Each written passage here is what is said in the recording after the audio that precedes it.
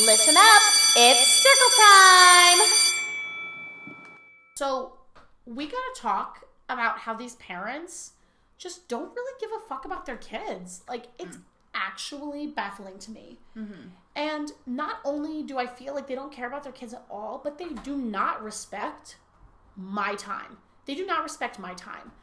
Our drop-off time is 4 to 4. I mean, our pickup time, rather. Our drop-off is a whole other story. People are always late. They're coming in at 10. They're coming in at 9. They're coming in at whatever. We're supposed to be there at 8. Your child is missing literally all of the learning.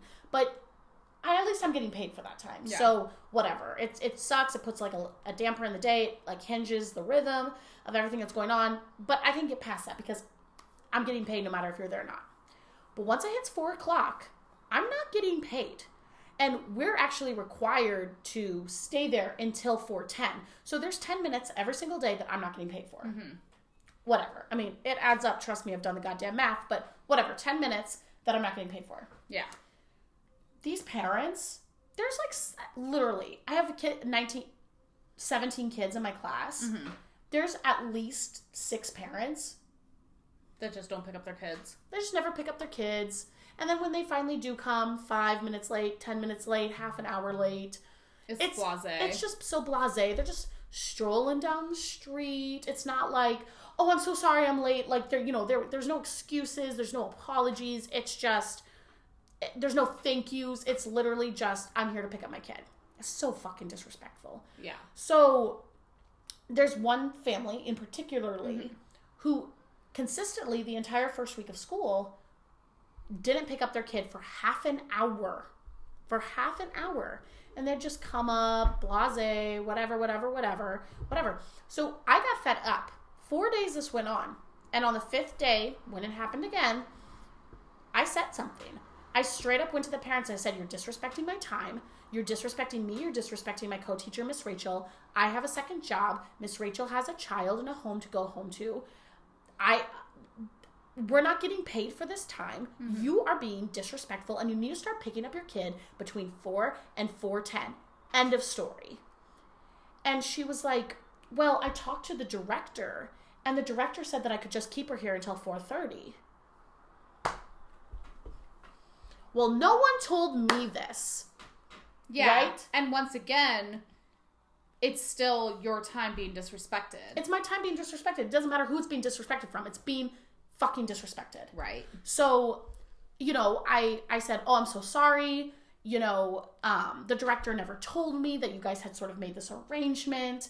Unfortunately, I'm just going to leave your kid with the next class because I gotta go. I gotta go. I'm not staying here. So if something happened, if I leave at 4:10 and something happens to your kid between 4:10 and 4:30, I'm letting you know right now, I am not liable. I am not responsible because my time is up. I'm not getting paid. Yeah. And of course, I feel bad for the child. The child's just sitting there by herself being like, where's my mom? The child doesn't know. And it's not the kid's fault. But like, at some point, it starts becoming almost this, if you resent the parents, like, you're like, don't resent the child. She's sweet. Don't resent the child. Right. You know what I mean? But like, as a parent, wouldn't you want to be... I could be a petty person. I could treat the child like I would, and I would never do that. Right. But I could treat the child like shit because I don't like the parents. Right. Yeah. Like, as a parent, like, don't you think you just want to put your best foot forward in every aspect of your life for your child? But I digress. So anyway, I'm like, okay, well, great. You have that arrangement. Fine. Whatever. So this arrangement goes on for literally 1 day. Mm-hmm. I mean, it had been going on. Yeah. But I didn't stay half an hour past my time and I left for 1 day.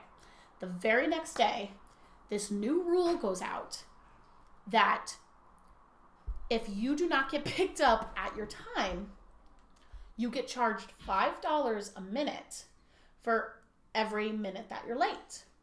God damn. Which is a lot of money. If you're half hour late, that's almost $200, Almost $150 yeah. or something like that. That you're being charged per day times 5. I'm not good at math, but it's a lot of money. Right, it's a lot of money. $150. $150 times 5. Times 5 days a week. Yeah. Times 5 days a week. Like, it adds up. Yeah, totes. So anyway, so this happens, and the child still doesn't get picked up. So I'm over here thinking, well, this parent thought they had a gentleman's agreement with the director that her kid could stay.